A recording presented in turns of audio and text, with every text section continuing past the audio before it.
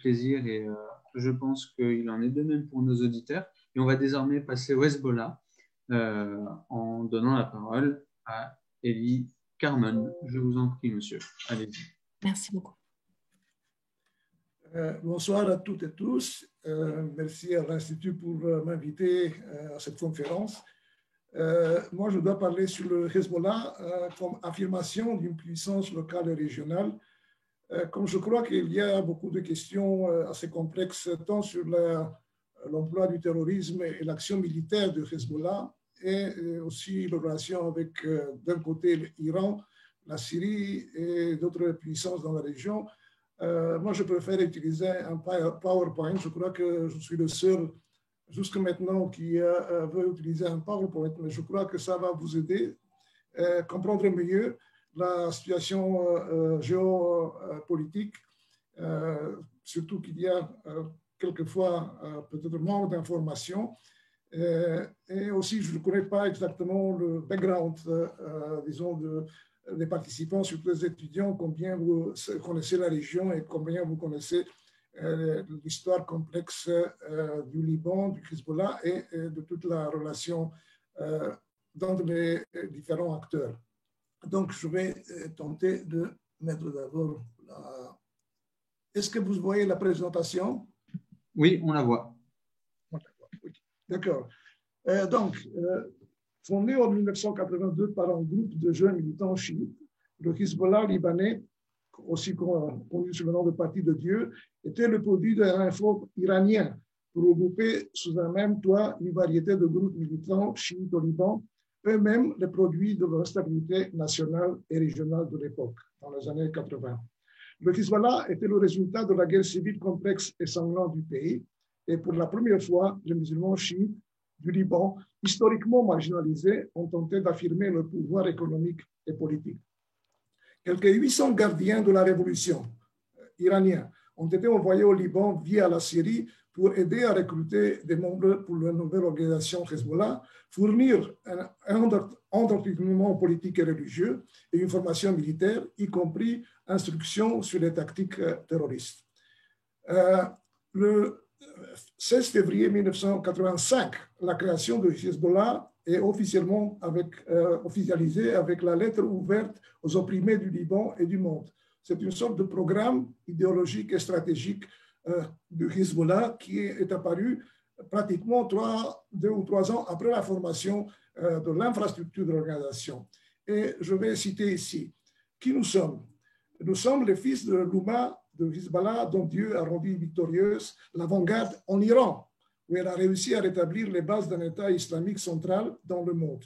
Nous obéissons aux ordres d'une seule direction, sage et juste, celle du faqih tuteur réunissant en lui toutes les conditions requises. C'est l'imam Ayatollah grandissime, Ayatollah Atma, Ruhollah Moussaoui Khomeini, que Dieu le garde.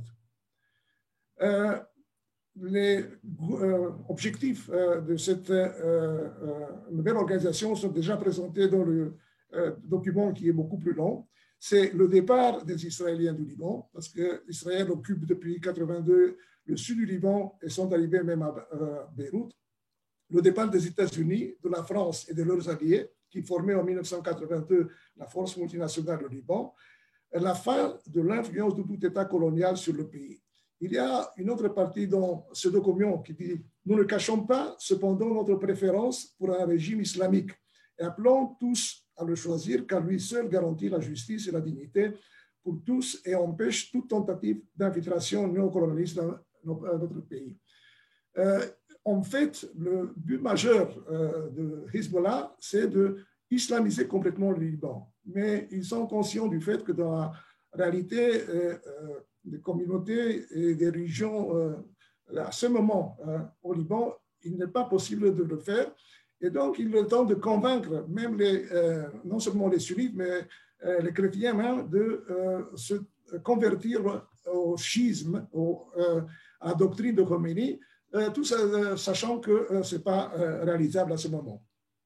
Mais ce qu'il est important de comprendre de ce document, c'est que de fait, les dirigeants du Hezbollah ne reconnaissent pas l'autorité du Parlement, du Premier ministre ou même du président du Liban. l'autorité suprême, celle qui doit décider pour l'organisation, c'est l'ayatollah Khomeini, mais au moment de sa mort en 89, c'est l'ayatollah, grand ayatollah Khamenei, qui jusqu'à maintenant est le guide spirituel de l'Iran et donc du Hezbollah. Et d'ailleurs, le titre principal, avant d'être secrétaire général de Hezbollah, de Hassan Nasrallah, c'est représentant personnel de l'ayatollah Khamenei au Liban. D'ailleurs, comme un autre imam, un autre cheikh, c'est le cheikh Yazbek, qui est le chef de Al-Majlis al-Shura, qui est le conseil religieux supérieur du Hezbollah, qui est aussi le représentant permanent de Khamenei au Liban. Le cheikh Yazbek, d'ailleurs, est chargé de distribuer les subventions financières allouées par le bureau de Khamenei au Hezbollah. Avant les sanctions américaines, il y a 2 ou 3 ans, le Hezbollah recevait de l'Iran presque 700 millions de dollars par an. Maintenant, si on voit le symbolisme des drapeaux du Hezbollah, on voit le drapeau jaune, c'est le Hezbollah, le drapeau noir, c'est les gardes révolutionnaires islamiques iraniens. C'est presque une imitation, si vous voulez. Mais si on analyse le symbolisme de ce que représente ce drapeau, on voit que c'est pas le but stratégique, c'est pas l'hégémonie du Golfe, c'est même pas l'hégémonie du Moyen-Orient, c'est une hégémonie du globe, c'est-à-dire l'Iran et tous ses acolytes, si vous voulez, tous ses alliés se voient comme contrôlant tout le monde, tout le globe, et en fin de compte, à la fin, disons, des victoires de l'islam chiite, ou l'islam comme il est proposé par le ayatollah Khamenei, tout le globe sera islamisé. Comment on peut atteindre cet objectif? C'est à travers la lutte armée. C'est le Klatchnikov qui signifie que pour arriver à ces objectifs stratégiques, il faut lutter constamment. Depuis sa création, le Hezbollah a toujours été étroitement lié à l'Iran. L'Iran a joué un rôle clé et concret dans sa formation, et l'engagement du Hezbollah envers l'Iran est l'une des principales raisons du conflit inhérent et souvent inconfortable entre ces objectifs concurrents au Liban et à travers le Moyen-Orient. Le Hezbollah a des intérêts profonds au Liban, où il s'engage dans des activités politiques, économiques, sociales et militaires, pratiquement dans toute la gamme des activités politiques d'un mouvement politique et religieux. Mais le groupe est également engagé dans un large éventail d'activités militantes, terroristes et criminelles en dehors du Liban, qui sont tout aussi fondamentales pour comprendre le groupe dans sa totalité. Maintenant, si on voit l'évolution du mouvement par phase, il y a la première phase, la phase de la fondation en 82. Comme j'ai dit, comme je l'ai expliqué, il y a beaucoup de factions, d'ailleurs même des factions de chiites irakiens qui vivent à Beyrouth à cause de l'explosion de l'Irak par le régime de Saddam Hussein, mais surtout des chiites libanais. Entre 83 et 85, c'est la phase de formation à la fin de laquelle on publie ce programme idéologique et stratégique. Et aussi de 85 à 1990, la phase de l'extension du mouvement, surtout dans le Liban, même en dehors du Liban.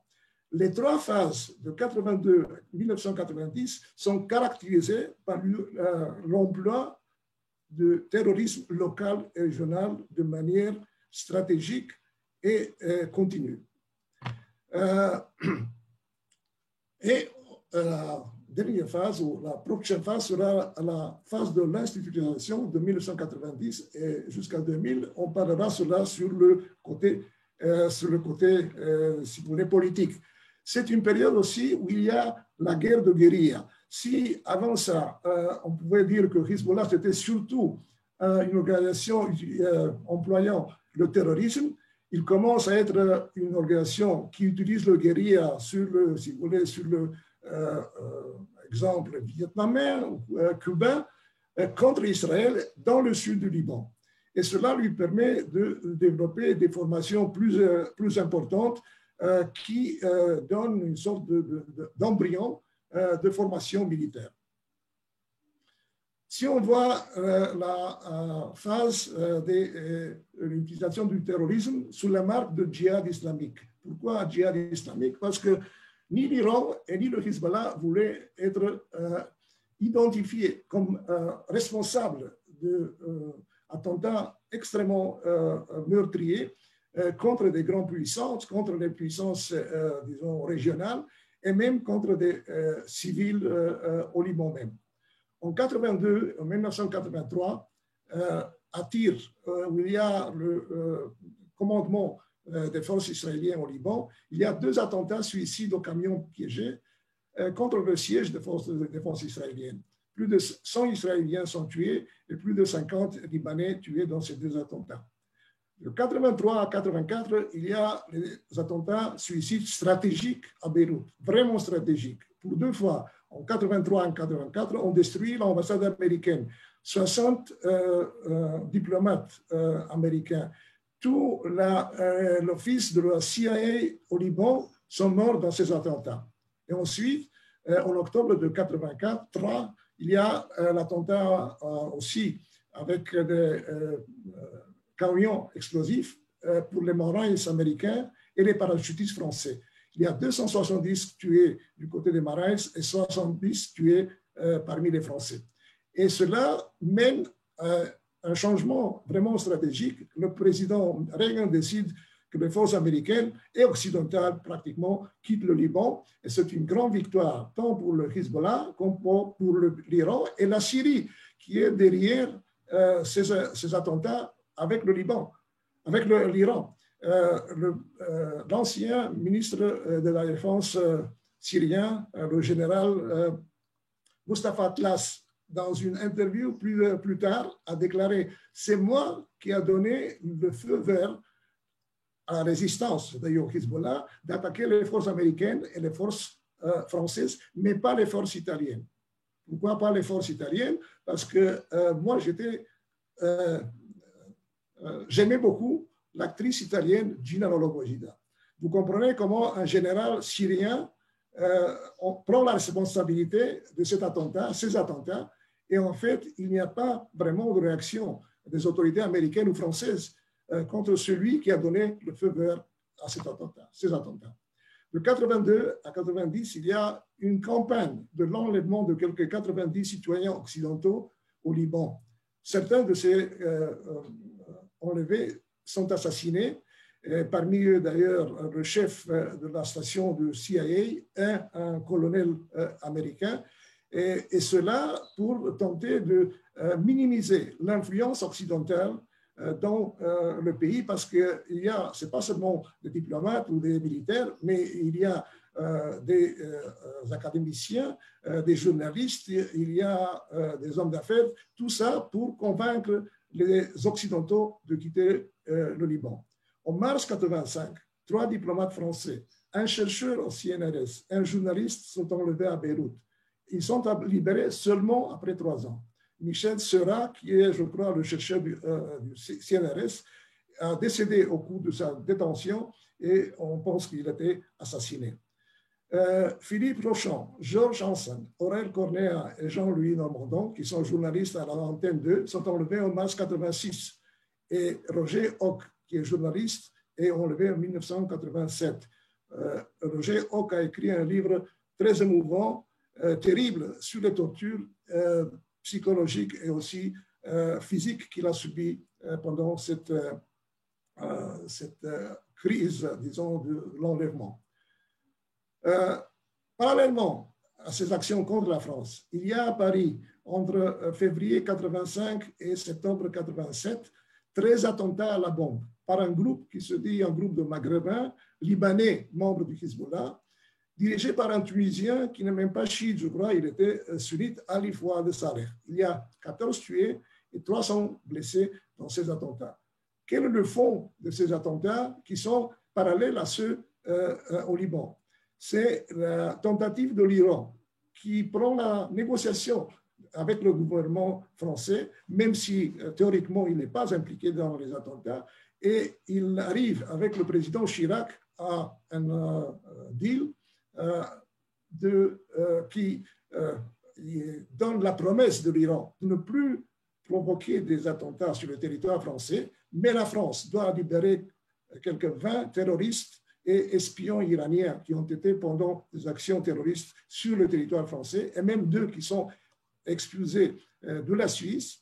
La France libère 2 milliards de dollars des banques françaises. C'était de l'argent iranien fermé dans les banques pour des sanctions, et promet de ne pas vendre des armements à l'Irak, qui à l'époque était en guerre contre l'Iran. Vous comprenez comment des actions terroristes sont utilisées par l'Iran à travers un groupe de terroristes qui sont pratiquement conduits par les Hezbollah, parce que les explosifs et les explosions même sont perpétrées par les Libanais et non par les Maghrébins.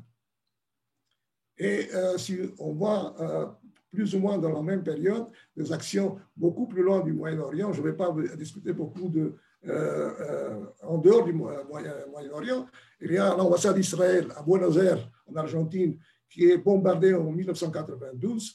Le bâtiment de la communauté juive à Buenos Aires a mis en juillet 1984.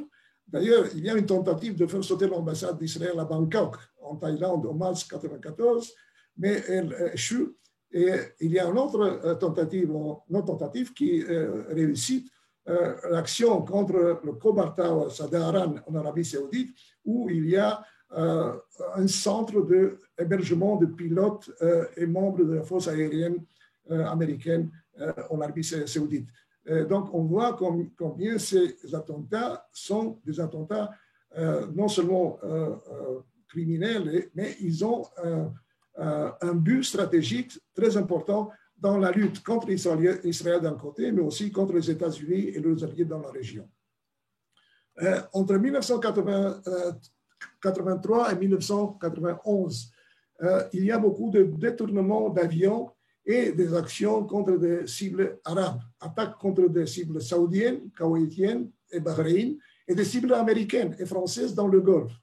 Cette fois par le Hezbollah et le parti Dawa irakienne, qui ce sont des chiites qui ont fui l'Irak de Saddam Hussein, mais aussi pour servir les intérêts de l'Iran dans le Golfe. D'ailleurs, une grande partie de ces attaques, c'est contre le Koweït pour libérer des terroristes du Hezbollah qui sont membres de la même famille, parce que disons l'organisation qui organise les actions de terrorisme à l'extérieur sont des membres d'une même famille, des cousins, des frères, des sœurs, et donc on tente de libérer ceux qui ont été au Koweït, et ils seront libérés seulement quand Saddam Hussein occupera le Koweït pour une période très courte, et c'est lui, de manière ironique, qui va libérer ces membres du Hezbollah. Entre 1980 et 1996, il y a assassinat de dizaines de leaders de l'opposition iranienne à l'étranger, principalement en Europe. Et de fait, il n'y a pas vraiment, dans presque tous les pays, aucune tentative d'arrêter ces campagnes d'attentats contre des hommes politiques, des hommes de culture ou des journalistes qui ont fui l'Iran à cause de régime des ayatollahs à Téhéran.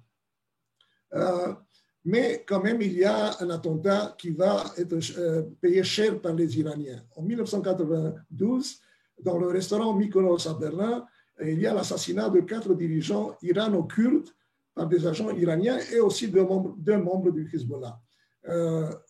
À l'époque, il y avait une guérilla kurde, des Kurdes qui vivent en Iran, pas des Kurdes qui vivent en Irak ou en Syrie, mais en Iran. Et les dirigeants iraniens ont décidé de les assassiner. Mais en 1997, la Cour fédérale de Karlsruhe, le tribunal allemand, délivre un mandat d'arrêt international contre le ministre iranien des renseignements, Ali Farahyan, mais accuse aussi les 2 plus hauts dirigeants de l'Iran, Ali Khamenei et le président Hashemi Rafsanjani, d'avoir ordonné ces assassinats. Le ministre des Affaires étrangères de l'époque, Belayati, est aussi accusé par les Allemands. Et le résultat de ce mandat d'arrêt, de cette accusation très importante aux dirigeants iraniens fait qu'il y a une fin provisoire des activités terroristes iraniennes de Hezbollah en Europe pour au moins 10 ans. Donc, quand les puissances occidentales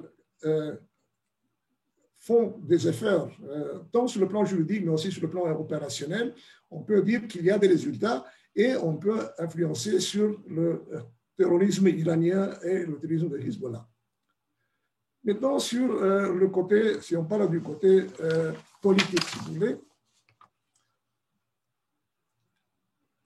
le Hezbollah a fait son entrée au Parlement en 1992 avec 8 députés. À partir de là, le Hezbollah participera aux législatives de 1996, 2000, 2005, 2009 et 2018 et aura successivement 9, 12, 14, 13 et 14 députés. Et n'a commencé à chiéder au gouvernement qu'en 2005 avec 2 ministres. L'ONU vote le 2 septembre 2004 la résolution 1559 qui demande le retrait des troupes étrangères, c'est-à-dire des troupes syriennes qui occupent depuis la guerre civile au Liban, occupent le Liban. Il demande le retrait des troupes syriennes, le désarmement des milices, de toutes les milices, et l'organisation de l'élection présidentielle hors de toute interférence étrangère. C'est à ce moment-là que le Hezbollah voit l'utilité de faire partie du cabinet libanais. En 2005, le Hezbollah rejoint pour la première fois le gouvernement de Fouad Siniora. Le retrait de la Syrie, qui, sous pression internationale, doit faire le retrait de ses troupes, suite à l'assassinat de l'ancien Premier ministre Rafik Hariri, renforce la position du Hezbollah au Liban. D'ailleurs, l'ancien Premier ministre Hariri a été assassiné par Hezbollah, mais l'assassinat a été commandité par le président syrien Bachar al-Assad.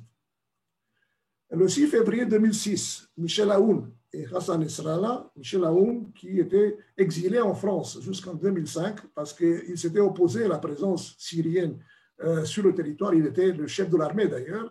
Il avait un mouvement chrétien très actif contre la présence syrienne, surtout le mouvement des jeunes de son parti. Et en grande partie, le retrait syrien est dû à l'activité de ces mouvements et de Michel Aoun. Mais au moment où il retourne au Liban, il doit décider ce qu'il doit faire dans son futur, quel sera son rôle politique. Et Michel Aoun décide que lui, il veut être président, c'est-à-dire le président chrétien du Liban. Et c'est pour cela qu'il scelle, à l'issue d'une réunion de 2 heures, un document d'entente à l'échelle nationale qui va assurer une couverture chrétienne au Hezbollah. On retiendra notamment la nécessité de dialoguer sur les armes du Hezbollah, c'est-à-dire on va laisser le Hezbollah, en dépit de la décision des Nations Unies de garder ses armes, contrairement à toutes les autres milices, sunnites, druzes ou chrétiennes, qui sont désarmées. Et aussi d'établir des relations diplomatiques avec la Syrie, parce que, ironiquement, jusqu'à la retraite de ses forces, la Syrie ne reconnaissait pas le Liban comme État indépendant. L'État de la même année, en 2006, c'est l'année où le Hezbollah et Israël sont en guerre, et en novembre 2006, les ministres du Hezbollah estaient contre la formation du tribunal international chargé de juger les assassins de Rafik Hariri. Parce que finalement, il y a une décision opérative très importante, c'est la formation d'un tribunal international pour la première fois pour juger sur des questions de terrorisme international. Mais à ce moment-là, en 2008, le Hezbollah, de manière très claire, ne veut pas accepter l'ingérence du tribunal international. Le gouvernement libanais, sous pression du Hezbollah, ne peut rien faire pratiquement. Et alors, le Hezbollah passe de la crise politique à la violence politique. C'est-à-dire, il y a deux actions du gouvernement libanais qui mettent en colère le Hezbollah. Le gouvernement du Liban renvoie le directeur de la sécurité de l'aéroport de Beyrouth, qui était membre du Hezbollah, et ordonne de démanteler le réseau de télécommunications indépendant du Hezbollah. C'est-à-dire, le Hezbollah, à ce moment, depuis 2005-2007 jusqu'à 2008, contrôler complètement l'aéroport international de Beyrouth. Aussi, il avait un réseau de communication que l'Iran lui avait fourni qui le mettait pratiquement à l'abri du monitoring des services de sécurité libanais ou de sécurité militaire libanaise. Par l'accord de Doha, le Hezbollah ressort finalement, résout la crise présidentielle et les décisions du gouvernement sont annulées. Et à ce moment-là, on forme un gouvernement d'union de Premier ministre senior. De 2009 à 2010, le gouvernement d'union avec Saad Hariri, qui est, comme le sait, le fils de Rafik Hariri, de manière paradoxale, c'est lui qui accepte de coopérer avec les assassins de son père. C'est un gouvernement où il y a 30 ministres et le Hezbollah qui a seulement 2 ministres en droit de veto. Et la crise de tribunal continue, mais de fait, Hezbollah n'acceptera jusqu'à la fin aucune activité du tribunal sur le territoire libanais ou sur l'interrogation des 4 ou 5 membres de l'organisation impliquée dans l'assassinat.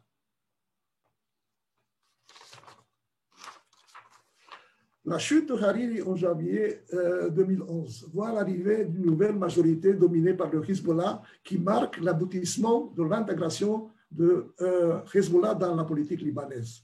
Le Hezbollah marginalise son rival Amal, qui est aussi un mouvement chiite mais séculaire, et se positionne comme le principal représentant des chiites dans le gouvernement et dans le Parlement. En outre, son alliance électorale avec le courant patriotique libre de Michel Aoun lui permet de briser son isolement communautaire et son image de parti inféodé à l'Iran.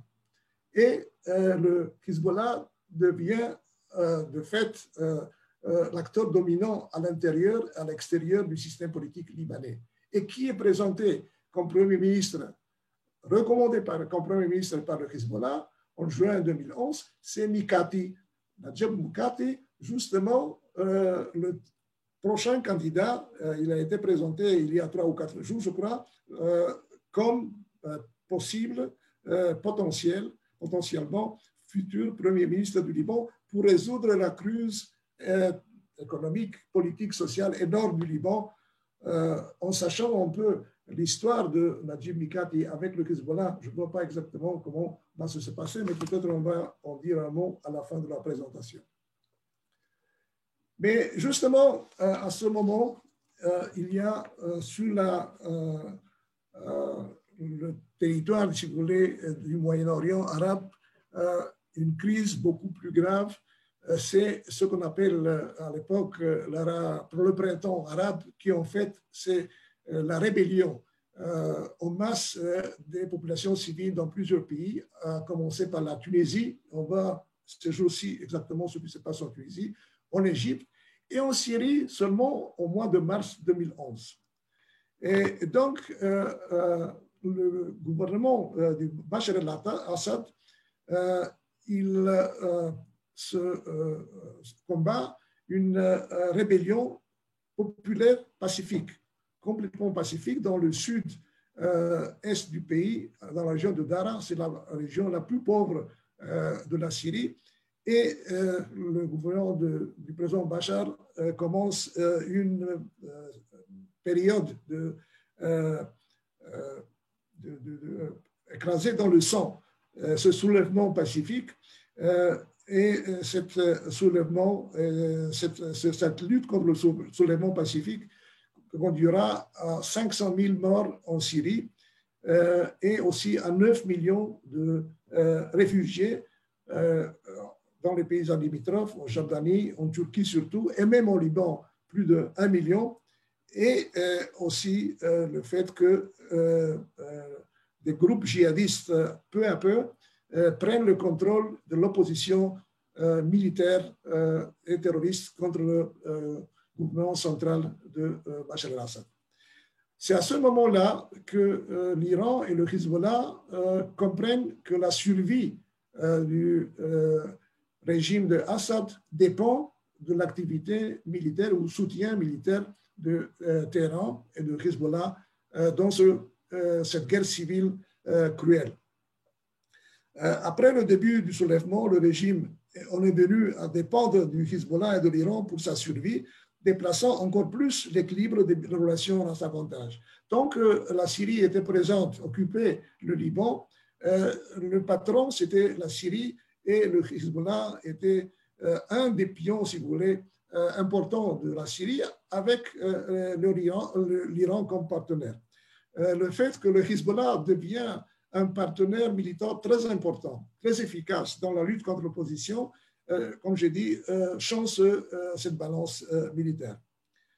La participation de Hezbollah au combat aux côtés des forces de Assad éloigne l'organisation des enjeux nationaux en s'engageant dans un conflit régionalisé qui menace la stabilité même du Liban pendant cette période. Nasrallah justifie l'engagement du Hezbollah en Syrie par la défense des habitants libanais des villages syriens autour de Qousseir, menacés par les rebelles syriens, et par la défense des lieux saints chiites en Syrie qui sont près de Damas. De fait, déjà à cette époque, commencent à pénétrer en Syrie des milices chiites irakiennes, pro-iraniennes, qui aussi se disent défendant des lieux saints chiites en Syrie. Mais Nasrallah explique également cette intervention du Hezbollah par la menace que représente la révolution syrienne pour l'axe Iran-Syrie-Hezbollah. L'axe, cette alliance, triple alliance, qui a commencé en 1982, c'est une alliance entre un régime théocratique, celui représenté ici par Ahmadinejad, président de l'Iran, Bachar el-Assad, président de la Syrie, et le secrétaire général Hassan Nasrallah. Mais en fait, c'est une coalition contre nature, parce que le régime Assad se dit baathiste, socialiste, séculaire.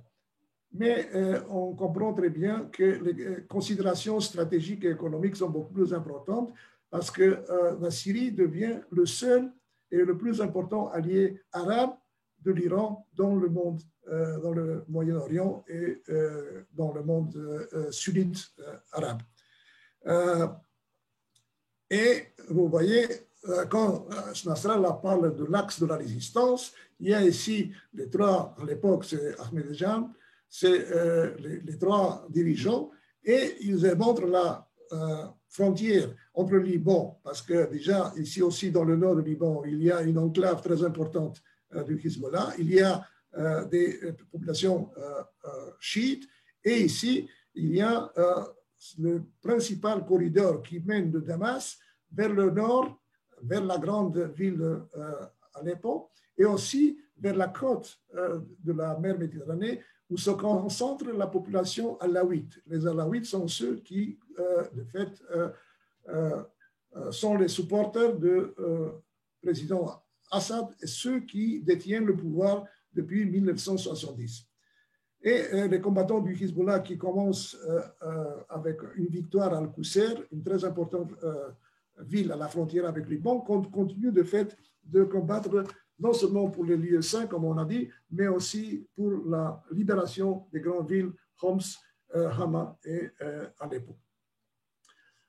Pour l'Iran et le Hezbollah, les combats en Syrie ont été l'occasion non seulement de prendre pied en Syrie, mais aussi de faciliter une future intervention iranienne à travers le Moyen-Orient en formant des milices pro-iraniennes non syriennes. Mohamed Ali Falaki, qui était alors général du corps de garde républicaine islamique iranienne, a signalé la pensée de l'Iran lorsqu'il a déclaré que Téhéran avait établi, je cite, une armée de libération avec des fronts en Syrie, au Yémen et en Irak. Le Hezbollah était au cœur de cet effort, avec, par son endoctrinement, sa discipline et son expérience, le parti a pris la tête de grandes batailles. Jusqu'à 10 000 combattants du Hezbollah ont été déployés en Syrie à la fois, bien que le nombre de combattants dans le pays soit généralement inférieur à celui des combattants entrant et sortant lors des périodes de service de plusieurs mois. Le déploiement du groupe en Syrie se distingue non seulement par le nombre de personnes déployées, mais aussi par leur implication directe dans les combats à travers le pays, des zones proches de la frontière libanaise jusqu'au nord, jusqu'à Aleppo, et au sud, près de la frontière avec la Jordanie et les hauteurs du Golan. À la demande de l'Iran, les combattants du Hezbollah ont joué un rôle décisif dans le renversement du cours de la guerre civile en faveur du régime d'Assad. En fait, ils n'ont pas réussi à atteindre la survie du régime parce que au mois d'août 2015, les opposants djihadistes commencent à pénétrer dans le nord vers la ville de Latakia, dans la région de Idlib, et menacent physiquement la sécurité de la population alaouite. Et c'est à ce moment-là que l'Iran demande à la Russie d'envoyer des forces militaires. Et la Russie, pour la première fois en septembre 2015, envoie des forces militaires, d'abord des avions de bombardement, mais aussi des groupes de commandos et de la milice militaire russe.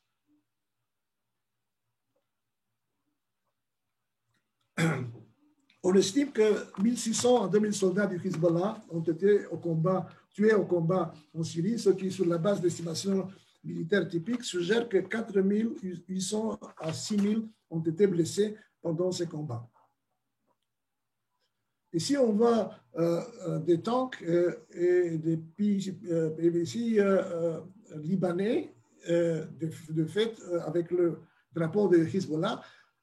En fait, ce n'était pas explicable comment ces tanks, ces chars sont arrivés dans les mains des Hezbollah, parce que ce n'étaient pas des chars russes que les Syriens auraient pu donner aux forces de Hezbollah. C'est en fait, c'est l'armée libanaise, pour la première fois, coopère avec le Hezbollah, et une partie des armements lourds utilisés dans la guerre civile en Syrie, c'est de fait des armes lourdes que les États-Unis et la France ont données au Liban pour lutter contre le Hezbollah et contre les terroristes sunnites au Liban.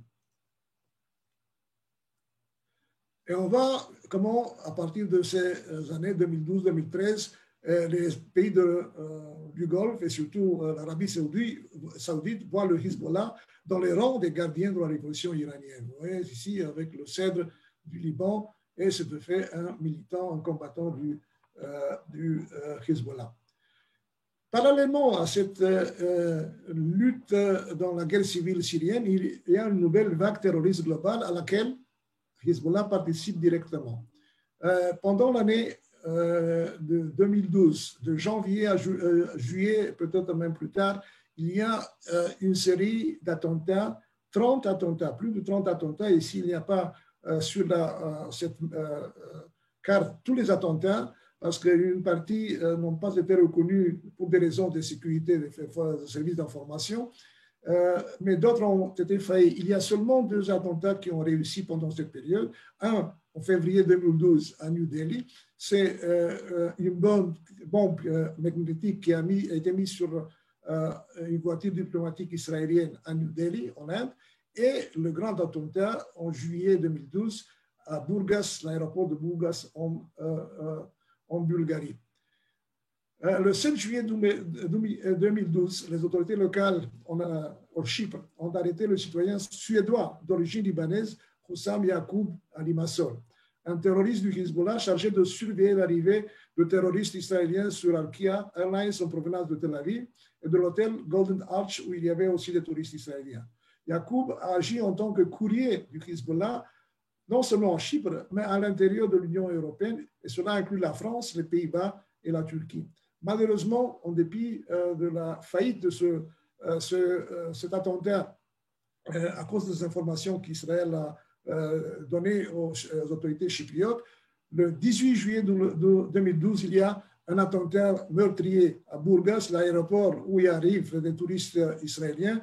5 touristes, un chauffeur bulgare sont tués dans cet attentat qui n'est pas revendiqué par le Hezbollah, mais on apprend plus tard que 2 membres du Hezbollah ont été impliqués, un citoyen australien, Marid Farah, et un citoyen canadien, Hassan El-Hajj. Donc on voit comment il n'y a pas de foreign fighters, de combattants étrangers seulement sunnites. On voit que le Hezbollah et les Iraniens utilisent aussi des combattants chiites qui peuvent mener des attentats dans des pays où ils n'ont pas intérêt d'intervenir directement.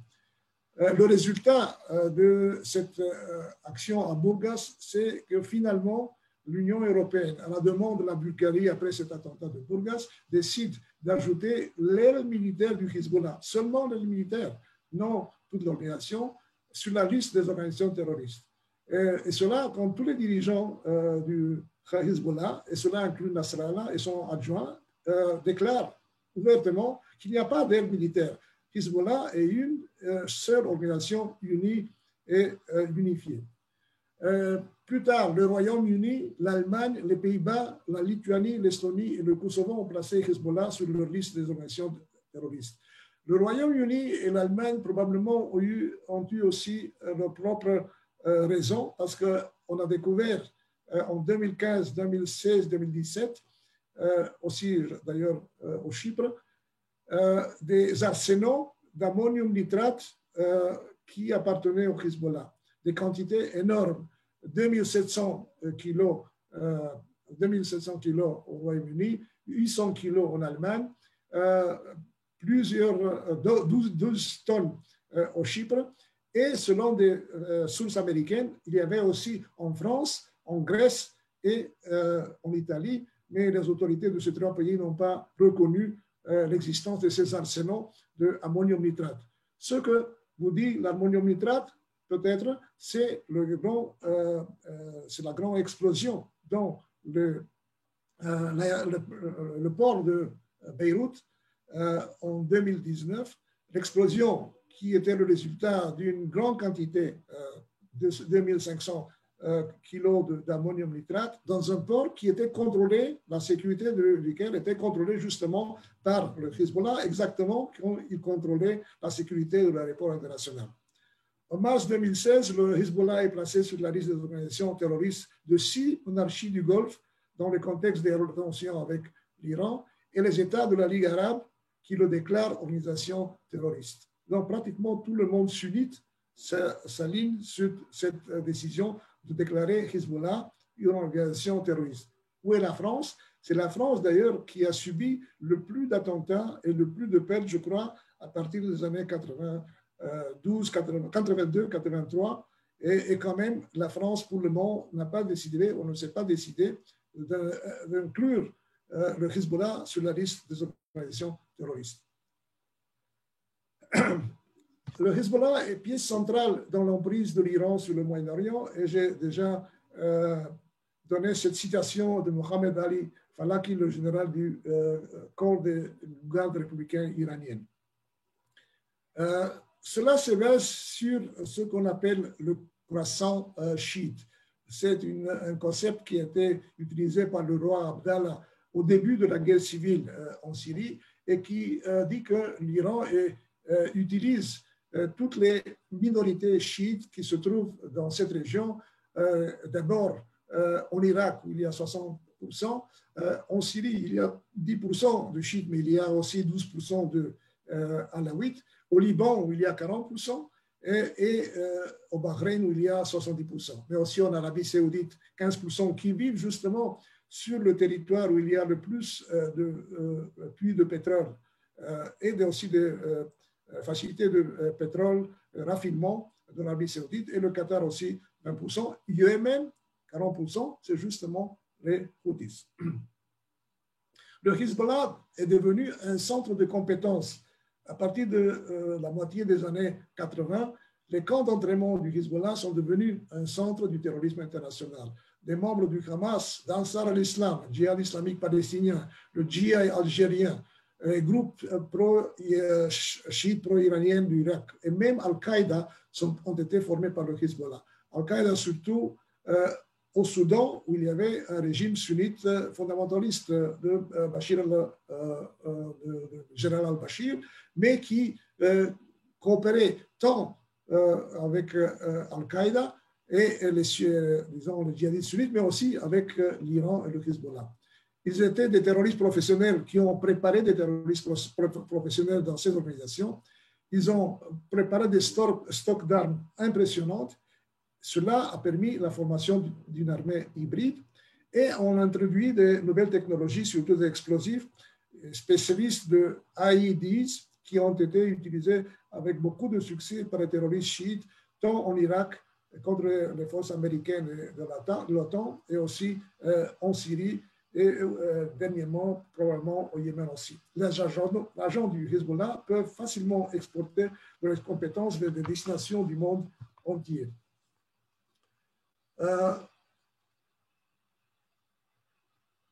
le Hezbollah a été profondément impliqué dans la contrebande d'armes vers Gaza et la Cisjordanie, avant, mais aussi après la deuxième intifada, commencée en 2000 sous le règne de Yasser Arafat. D'ailleurs, non seulement ils ont fait des contrebandes d'armements très sophistiqués, si vous voulez, ici. L'Iran, avec le Hezbollah, a envoyé ce bateau Karin Ey en janvier 2002. Cette opération a provoqué une crise très importante entre Yasser Arafat et le président Bush et en fait a rompu les relations qui existaient politiques et économiques à l'époque entre les États-Unis et l'autorité palestinienne. Ici, Santorini, qui était un bateau utilisé par le Hezbollah, et aussi on voit tous ceux qui se trouvent aussi sur ce plateau. Mais en même temps, la technologie pour la construction de missiles, pour la construction de drones du modèle iranien ont été aussi utilisées à travers ces tunnels qui existaient à l'époque entre le Sinaï, la péninsule du Sinaï et Gaza, et par où les Iraniens, le Hezbollah et d'autres pays, surtout même le Soudan à l'époque, transmettaient des armes à Gaza, des armes et aussi des technologies qui peu à peu ont permis la construction d'une infrastructure industrielle pour la construction des missiles et des roquettes qui ont été utilisées jusque dernièrement pendant le conflit de mai 2021. La transformation du Hezbollah en acteur régional est soulignée par l'affectation du personnel clé du commandement sud du groupe le long de la frontière avec Israël. Ils sont transférés vers l'Irak ou vers la Syrie ou vers le Yémen, justement pour préparer les cadres plus entraînés, plus avancés dans ces territoires. Ici, on a une liste de la moitié des milices pro-iraniennes en Irak qui ont été formées d'ailleurs avec le soutien de l'ayatollah Soustani qui pensait pouvoir contrôler ces milices. En fait, la majorité sont devenues des milices sous contrôle iranien qui luttent aujourd'hui contre la présence américaine et internationale en Irak. Et beaucoup d'entre elles ont été formées par les commandants de Hezbollah. Ici aussi, vous voyez dans beaucoup de drapeaux le signe qui est caractéristique des milices qui sont pro-iraniennes, qui présentent le globe, présentent le drapeau local, mais aussi le Kalachnikov comme drapeau qui symbolise la lutte armée contre les infidèles occidentaux, les Israéliens et les sunnites mécréants. Nasrallah a établi une unité secrète du Hezbollah pour former et conseiller les militants irakiens de Jaish el-Mahdi. D'ailleurs, le Jaish el-Mahdi, qui était une milice très connue à l'époque, qui luttait contre les Américains, a été fractionné par les Iraniens justement pour mettre la main, pour contrôler une partie de ces forces guerrières. Et ils ont été entraînés par un spécialiste du Hezbollah, Dagdouk al-Moussaoui, qui a été arrêté par les Américains. Et son interrogation a apporté beaucoup d'informations sur cette activité de Hezbollah en Irak et plus tard au Yémen. Au Yémen également, le Hezbollah a envoyé des commandants de confiance éprouvés pour fournir l'information du matériel et du personnel. Maintenant, si on voit ici le drapeau des Houthis, qui sont des chiites, pas exactement le schisme iranien, mais très proche du schisme iranien, ils ont adopté le drapeau de l'ayatollah Khamenei. Mort à l'Amérique, mort à Israël, malédiction sur les Juifs, victoire pour l'islam. C'est le Hezbollah Bet, le chef spirituel, qui est l'imam qui décide sur le plan religieux ce que les Houthis doivent faire, a été éduqué à Qom en Iran et sa nomination il y a 3 ans, je crois, a été sous la recommandation des autorités religieuses iraniennes à Qom. Et ici, on voit de nouveau, c'est le Pasdaran, le garde républicain islamiste, c'est le Hezbollah, et voilà les Houthis, le même symbolisme. Ce qui signifie que les Houthis ne sont pas exactement seulement des alliés stratégiques ou des proxys de l'Iran, ils sont comme le Hezbollah, on dit en anglais part et parcel, une partie intégrante du régime de Téhéran. Maintenant, on vient à Hezbollah comme menace stratégique contre Israël au service de l'Iran et la possibilité, la menace d'une guerre stratégique, d'une guerre régionale, pardon. La deuxième guerre du Liban, à l'été 2006, a surpris le Hezbollah. Cependant, l'organisation s'est rapidement rétablie et au cours de 33 jours de combat, a réussi à démontrer des capacités de combat impressionnantes. Pourtant, même si le Hezbollah est sorti de la seconde guerre du Liban avec un sentiment de victoire, la guerre a créé une situation inconfortable parce que un tiers, presque tous ces missiles de longue portée ont été détruits par Israël dans les premiers 24 heures. Et donc, ils ont dû déplacer le déploiement des nouvelles missiles et roquettes qui sont arrivés de l'Iran dans d'autres régions. On va avoir, ils étaient concentrés ici dans le sud, à la frontière d'Israël. Peu à peu, ils ont dû acheter ici des territoires dans des villages, des petits hameaux de terre pour pouvoir mettre leurs missiles qui doivent couvrir le territoire d'Israël et aussi le territoire de la Beka, qui est aussi un territoire sous contrôle du Hezbollah.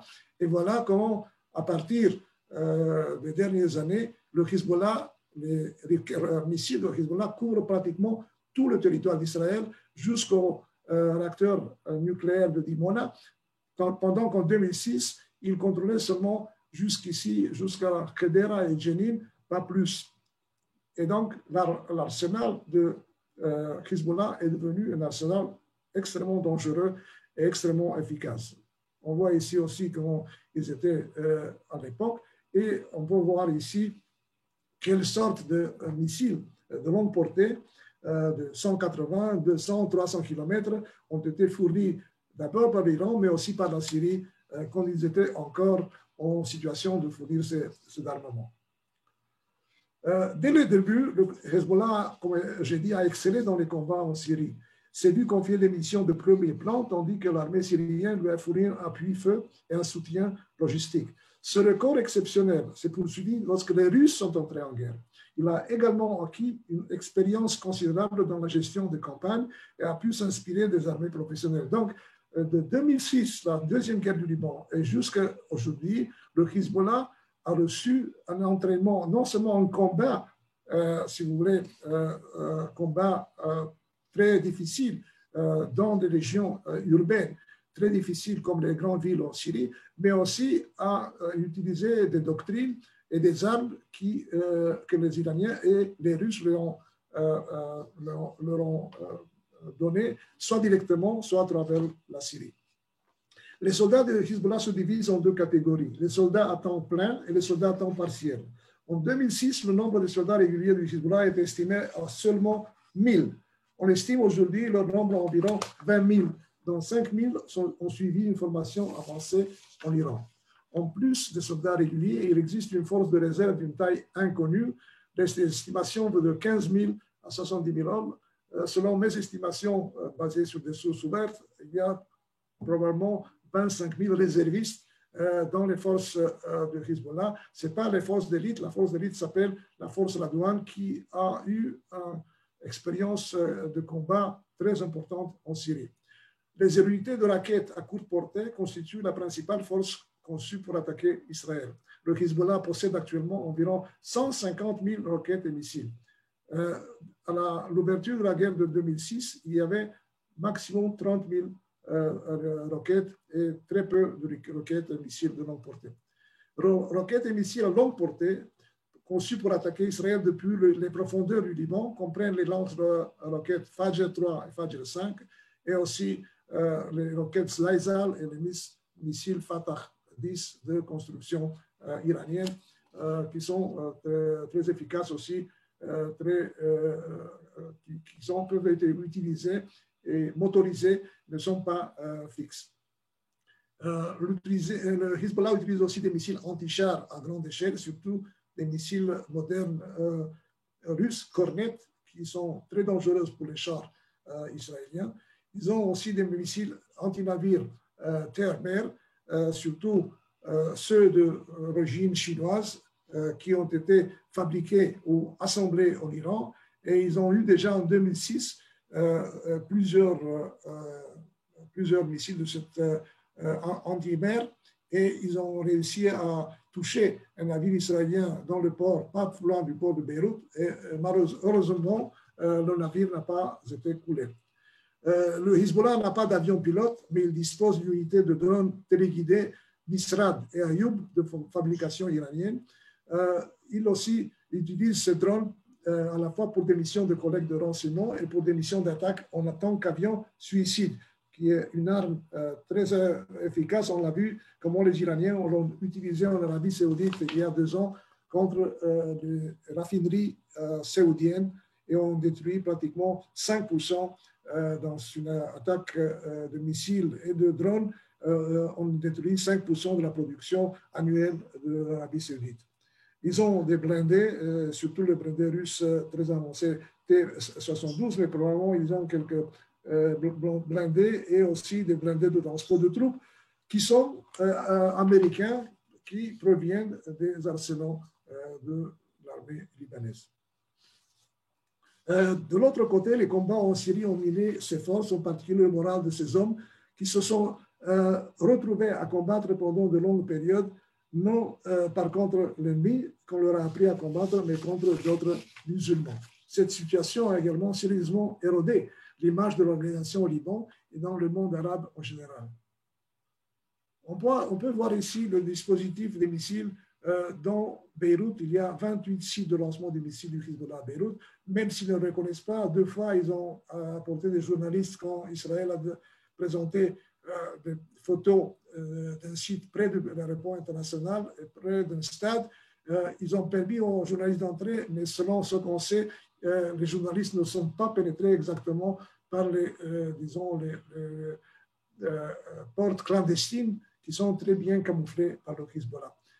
Ici, il y a 2 objectifs qui sont très proches d'ailleurs, tant d'écoles plusieurs dizaines de mètres d'écart, et aussi compagnie de gaz en cas de bombardement israélien. Clairement, ici, il peut y avoir la destruction de tout un quartier à cause de la présence de ces missiles d'un côté et la compagnie de gaz de l'autre côté.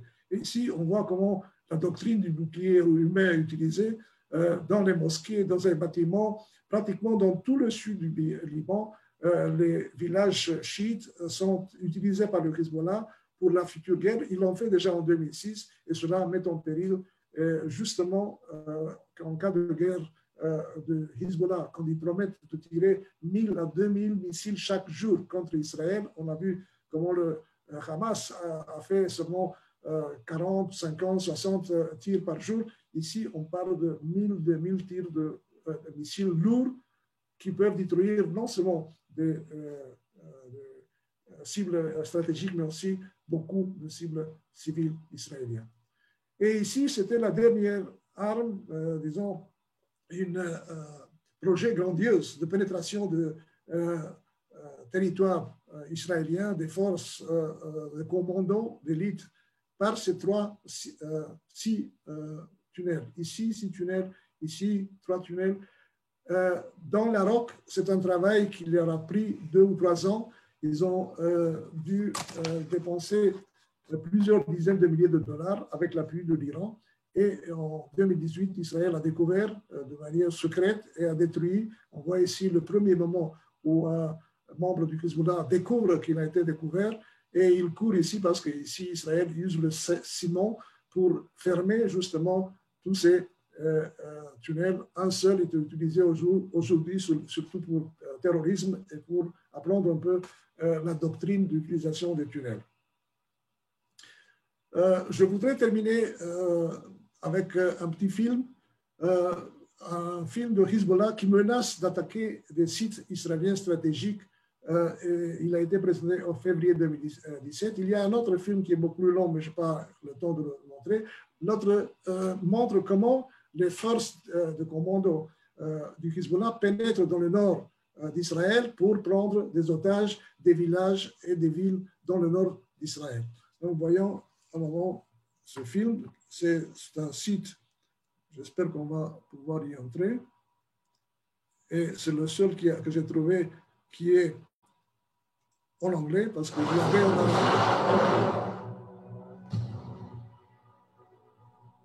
Non, on ne voit pas l'image, on entend, mais on voit pas l'image.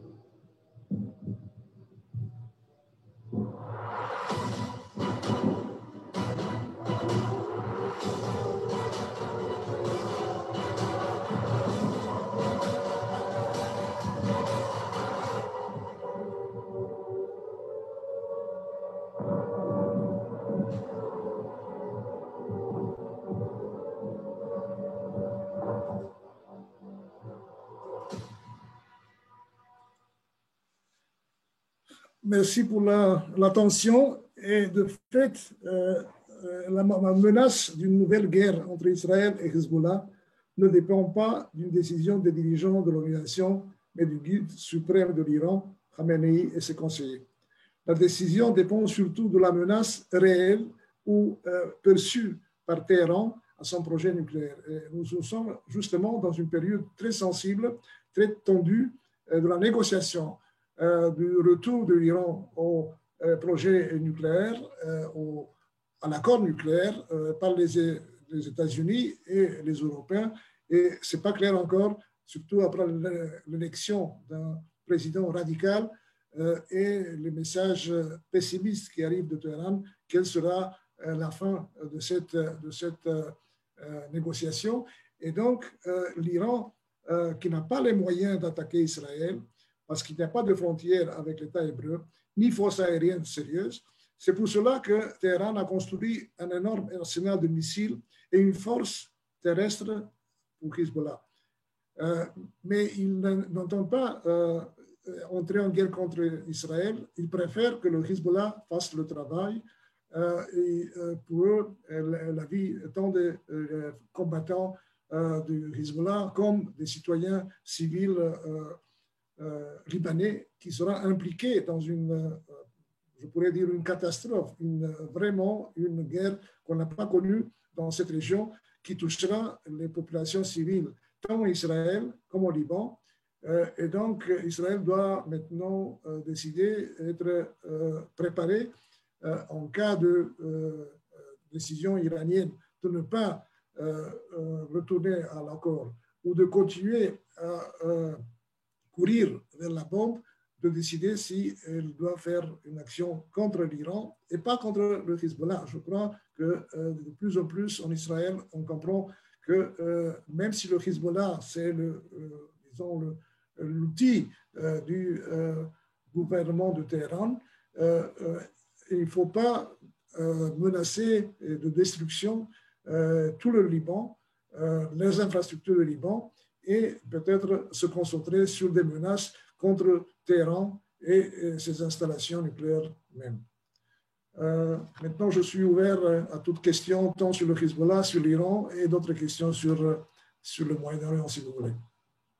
Merci Elie Carmen pour cette intervention passionnante, illustrée sur la base de votre PowerPoint. Donc, je signale aux auditeurs qui pourront consulter la vidéo même ultérieurement. Et maintenant, on a 10 petites minutes pour une session de questions-réponses. Donc, chers auditeurs, si vous avez des questions.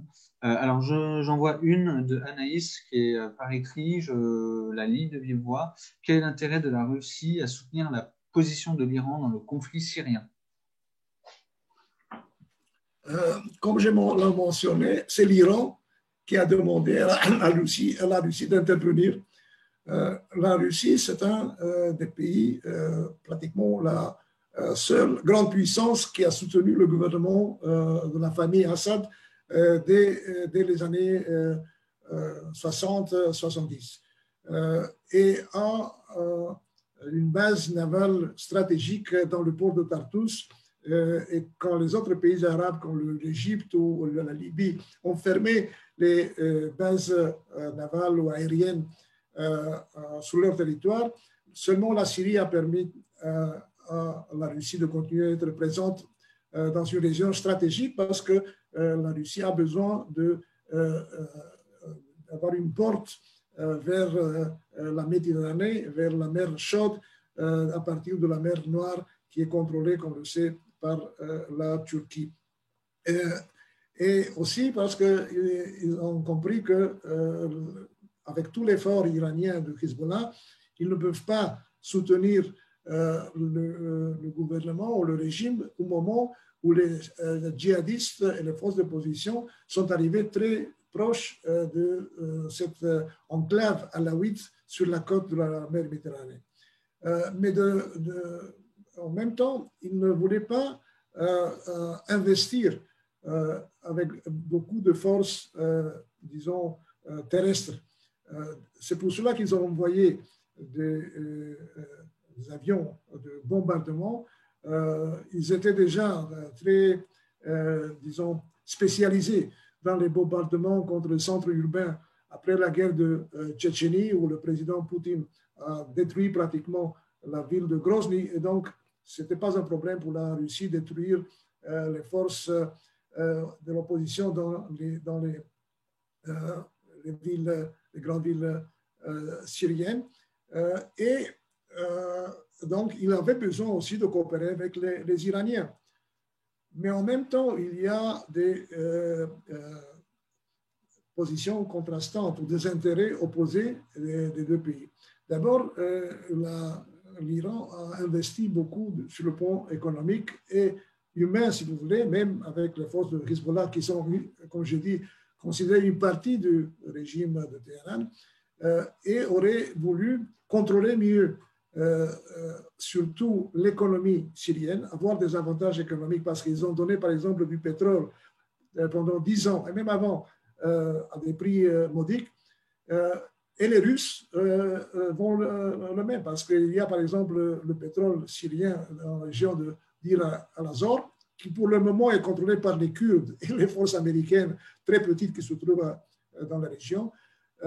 Et aussi parce que la tentative de l'Iran et de Hezbollah de construire une plateforme militaire extraterritoriale, pas sous contrôle de l'armée syrienne, surtout dans le sud, contre Israël, pour pouvoir engager Israël non seulement du Liban, mais aussi de la Syrie, et contraire justement aux intérêts russes qui préfèrent la stabilité du régime et augmenter le territoire que le régime contrôle déjà, qui est très important, 2 tiers, mais 1 tiers se trouve encore dans la région kurde, et les Russes ont des relations relativement bonnes avec les Kurdes, et ils sont des médiateurs avec les Kurdes, et aussi avec la présence de la Turquie, qui a maintenant une présence militaire, tant dans la région nord voisine des Kurdes, mais aussi dans la région de Idlib,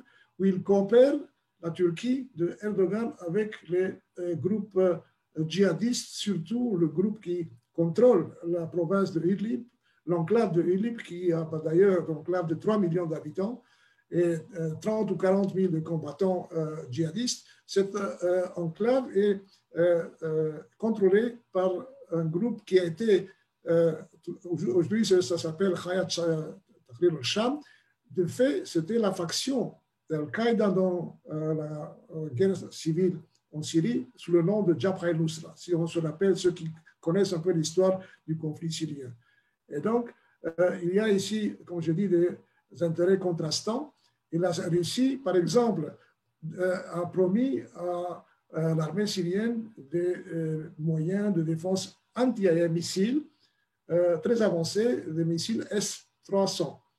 Ils sont arrivés il y a plus d'un an là-bas, mais ils n'ont pas tiré sur des avions israéliens qui bombardent justement des positions iraniennes et syriennes, parce que les Iraniens se trouvent dans plusieurs aéroports ou plusieurs bases avec les forces syriennes. Parce qu'il y a un accord entre Israël et la Russie que justement sert les intérêts des deux pays.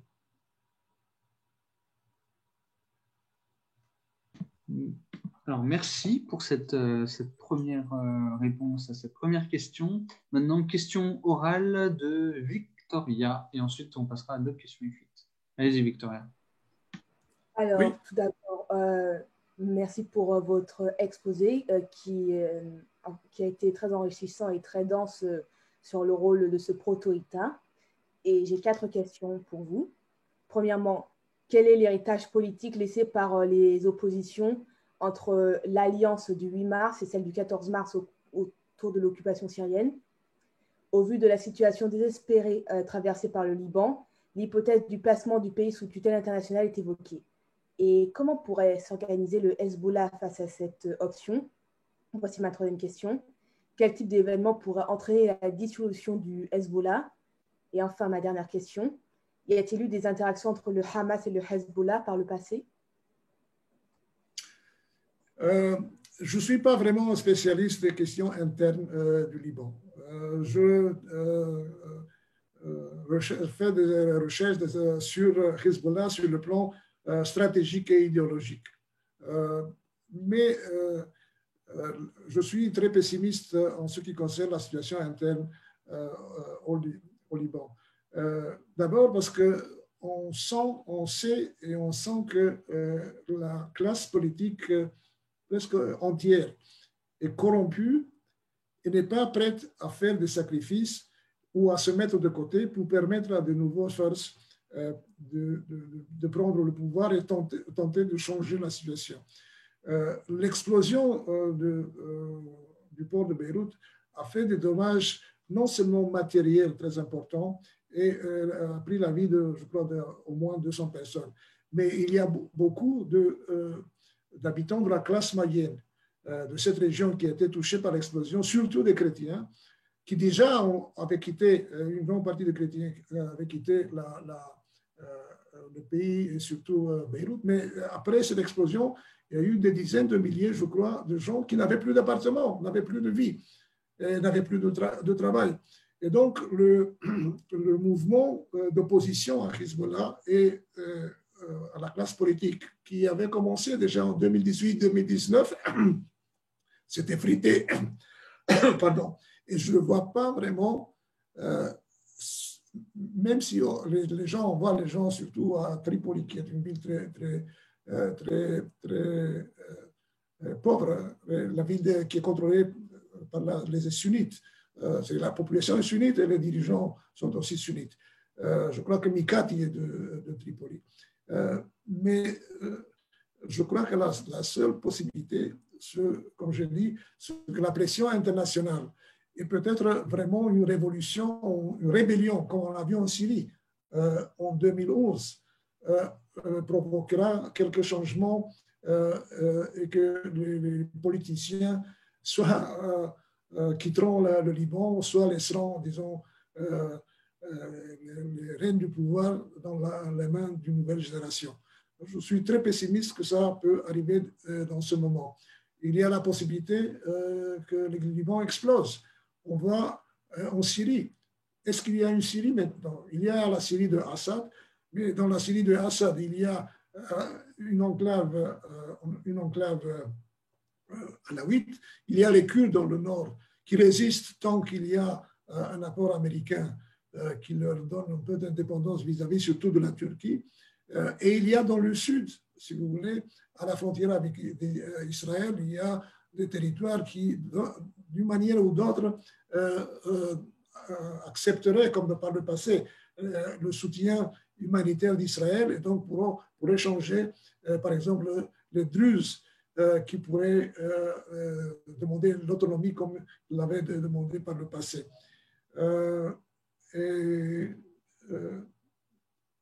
Donc, je ne vois pas vraiment comment les grandes puissances, parce que les États-Unis se sont retirés pratiquement. Ils n'ont pas intérêt ni dans le problème palestinien, ni dans le problème libanais. Et ils donnent des armes à l'armée libanaise qui pratiquement n'existe plus et qui passe ces armements au Hezbollah. Cela aussi dépend comment l'Iran se comportera, parce que pour le moment, l'Iran est relativement stable. Nous, on a vu ces dernières 2 années, et même il y a quelques semaines, des émeutes très importantes dans des régions où il y a des minorités. Je mentionnais, l'Iran est presque comme la situation de la Syrie. 50% seulement de la population est perse. Toutes les provinces à la frontière sont sunnites. Ce sont des Kurdes, ce sont des Arabes Ahwaz et ce sont des Balouchis. Tous ont une certaine activité de guérilla contre le gouvernement central de Bagdad, de Téhéran. Ici, il y a aussi les Azéris qui sont chiites, mais on ne sait pas exactement s'ils continueront à soutenir le gouvernement tant que le ayatollah Khamenei est d'origine azéri. Peut-être ça explique, disons, le fait que les Azéris ne se rebellent pas contre le gouvernement central à Téhéran. Donc, Iran aussi, il peut y avoir un changement et à ce moment-là, ça peut influencer tant le Liban comme l'Irak ou le Yémen et la Syrie. Je vous remercie pour cette réponse. Alors, l'heure tourne. Il y a 4 questions écrites. Alors, je vous propose, si vous le voulez bien, Monsieur Carmon, de vous envoyer par courriel les questions. Et puis, si le temps vous le permet, d'y répondre par écrit et on diffusera vos réponses à nos auditeurs. C'est beaucoup plus difficile de répondre par écrit. Parce que si je réponds par écrit, je peux écrire un article pour être publié. Vous voyez? Si vous voulez, moi je peux rester encore 15 minutes si vous voulez. Sinon, vous pouvez avoir notre email. Nous avons un très bon site internet en anglais de mon institut. Tout le matériel là-bas est ouvert. Il n'y a pas de problème. C'est assez facile de trouver des articles, des commentaires là-bas. Sur toutes les questions du Moyen-Orient, surtout le terrorisme, mais aussi les questions, disons, stratégiques du Moyen-Orient. Et s'il y a quelqu'un qui fait des travaux sur la région, peut demander de l'aide ou des idées, vous pouvez lui donner le email, qu'il m'envoie un email et j'espère que j'aurai le temps, avec patience, de répondre. Très bien, c'est très gentil pour votre proposition. Dans ce cas-là, on procédera ainsi, on transmettra votre courriel. Ce n'est pas du tout un manque d'intérêt vis-à-vis de vos propos qui ont été très riches et intéressants. Mais on va devoir clore la séance au regard de l'horaire. Je vous remercie beaucoup de votre implication dans ce projet. Merci à tous. Tant que vous pour l'attention à cette heure tardive. Comment ? Merci pour l'attention à cette heure tardive. Mais c'est une attention tout à fait méritée. Merci beaucoup à vous. Merci, chers auditeurs, pour votre mobilisation. Et à bientôt, Monsieur Carmon, pour de Au revoir à Paris. Voilà. Merci beaucoup. Bonne soirée à tous. Au revoir.